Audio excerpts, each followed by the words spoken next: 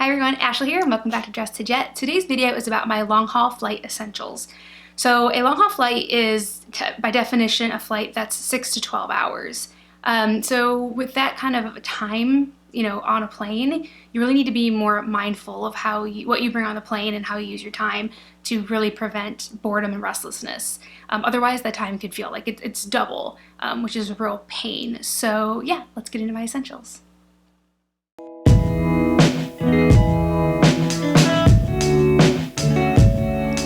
So many of these essentials I would still bring with me on like a half an hour flight or an hour flight, but they're not as crucial when you're getting off the plane in a couple of hours. But when you're on the plane for 7, 8, 9, 10, 11 hours, these are essential things that really would be detrimental if I didn't have them on the plane with me, in my opinion.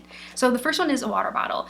I know I've said that in other travel tip videos, which I can link above and below, that it's really essential to have one of those with you on the plane. And this is so much more true for a long haul flight.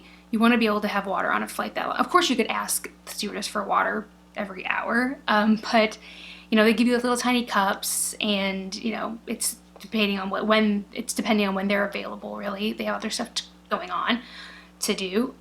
So it's really good to like fill your water bottle up, and if you go and get the water from them, they can fill it up during the flight, and it's just keeping you hydrated. Is going to make you feel a lot better on the plane and once you get off. Kind of a no-brainer essential for a flight this long is comfortable clothes. So basically I don't exactly wear pajamas, but I wear like track bottoms and a t-shirt and like some kind of hoodie or a sweater, because another kind of caveat to this is that you want the clothing to be warm. You never know when a flight is just going to be freezing. Sometimes they're a little too warm, but then you can take the hoodie off or the sweater off and you have your t-shirt underneath. But you're never going to get comfortable. You're not going to be able to sleep if you're freezing on a plane. Sometimes they'll have blankets, sometimes they won't. Sometimes they're just not very good. So you just want to like eliminate those kind of things if you can. So my third essential is something to help you sleep. And I don't mean like taking anything. Obviously, the number one thing people want to do on a flight this long is at least get some hours in of sleep, especially if it's a red eye. It's good, obviously you're flying when you would have been normally sleeping, so you want to get some rest, but also it's the best way on a plane to pass time. So you want to make that as a conducive environment to sleeping as you can. And a way to do that is to bring a pillow or some kind of neck rest. I don't like the pillows they give out. They're basically like little felt things with like cotton balls stuffed in them inside. They're not very supportive. So I personally travel with a pillow that zips up and has a blanket inside. The blanket is the stuffing, so I can kind of, use it for whatever is appropriate.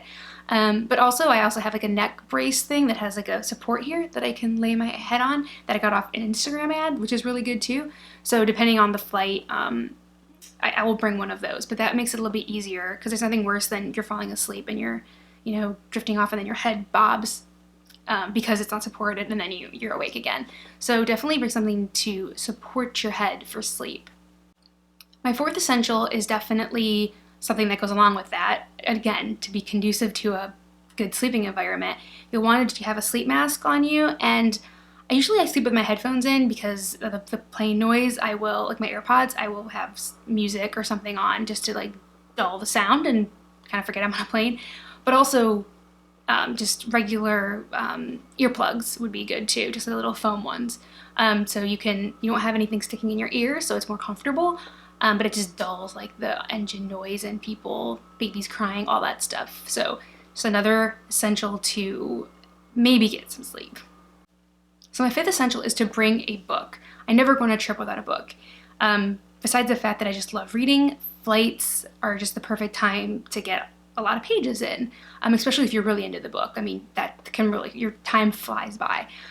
So I always prefer to bring ebooks on my iPad or my phone, because I can read on my phone as well, when I'm flying, because I can bring many of them. And like I said, I can switch between my iPad and my phone easily. They sync up. So if I don't really want to get to my iPad for whatever reason, I can just flip my phone, flip the app open and start reading. So it's really convenient. And like I said, you can have an entire library with you.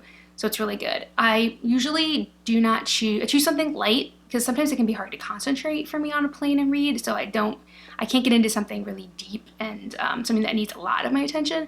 So something a little bit lighthearted is best for me on a plane, and vacation in general. Like, it's just a good, type of book to bring. So my sixth essential for a long haul flight is media, all other types of media. So TV, podcasts, movies. Now I say this, like, you're like, well, that's already on the plane for the most part. Most long haul flights have, you have your own little entertainment system there. But luckily it's never happened to me. But a lot of people, I've been in within earshot and, like, eye line of people that their TV screen is just black, doesn't work. Or there's, like, really bad, like, snow or, like, lines through it to the point where they can't watch anything on it. You don't want to be that person. For an 11-hour flight, you don't have a TV, or you don't have any way to watch any media. So always bring some stuff with you, whether you have your podcasts downloaded, you have some TV shows, a couple movies on an iPad or your phone. Bring something just as a backup, because if they can't move you, you're just stuck with it. And I've known people get pretty upset about it, rightfully so, because, even though there's only so much that, the flight attendants can do about it, but it's a frustrating prospect to be left with without your little entertainment system there, because we have grown used to them on these long flights. So always make sure that you've brought something with you, just in case your entertainment system that they provide for you doesn't work. So my seventh essential is 2 types of headphones. I always bring my AirPods, which obviously are more discreet, small. I can kind of sleep with them in if I move my head the right way, if I want to. And they're quick. I can get them on really quickly and no issues.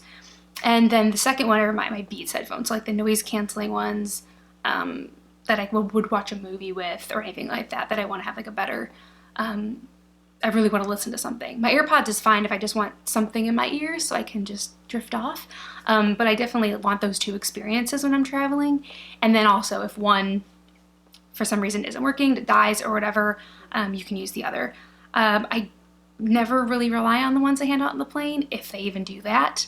They're usually pretty crappy, so I definitely bring my own headphones. My number 8 essential I have also talked about in past travel tip videos, but that's food.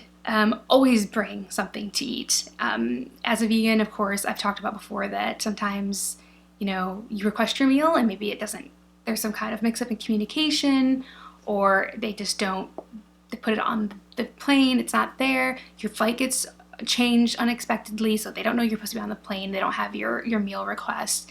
There's so many reasons why you could not maybe get your meal if you have a special diet. But also, you might be on a different, like, time clock than everybody else, and you never know. So it's just good to bring snacks, and it kind of keeps, like, your blood sugar up and gives you something to do as well. You can snack on something. So yeah, always have some kind of snack or something that can fill you up if you need to, because 11 hours, I keep saying 11 hours because my next flight next week to Ireland is 11 hours, is a long time to go without eating. So number 9 is my newest essential that I don't fly without anymore. And that is either CLOROX or like LYSOL wipes, so wipe down my seat area. Because the reason you get sick on flights more often than other places is because of the shared surfaces, not really because of the air.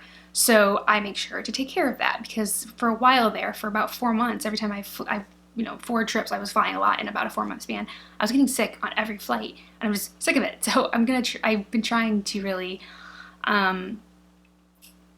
do whatever I can to not get sick on a flight, and that's just an easy thing you can do. So my number 11 essential are my glasses. I think I've worn my glasses maybe on this channel before, but I wear contacts, I'm pretty blind. But I also love wearing my glasses on, different days. But if I'm on a 6-hour plus flight, or it's a red eye, even if it's a 5-hour flight, like from the West Coast to the East Coast, and it's a red eye, I always wear my glasses. I don't want to deal with taking my contacts out or putting them in on the plane or in the plane bathroom or the airport bathroom. I don't want to deal with that. I just put my glasses on and I don't have to worry about it.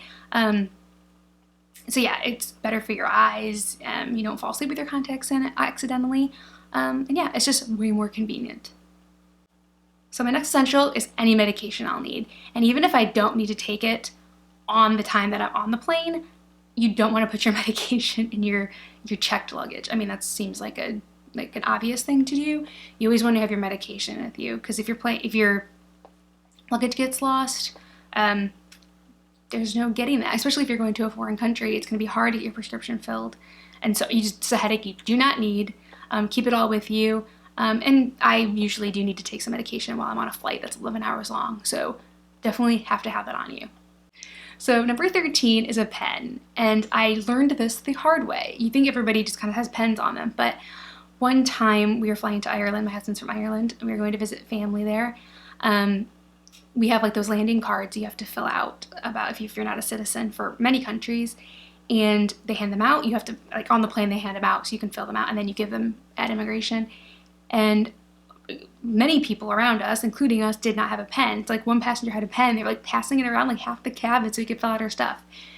And it was, I got very like, oh my God, we don't have a pen. Like, oh, very thing about it. And then when we noticed when we got off, I mean, there was like the line to give the cards. There was like a side thing with some pens, and there was a line to use those pens. Then I learned my lesson that I will never travel without a pen again, especially internationally, when you probably need to use one for a landing card. So, definitely never, and now I have like 3 or 4 pens in my bag when I travel, because I'm always would be happy to lend them out to people that haven't learned this important lesson yet. Bring a pen.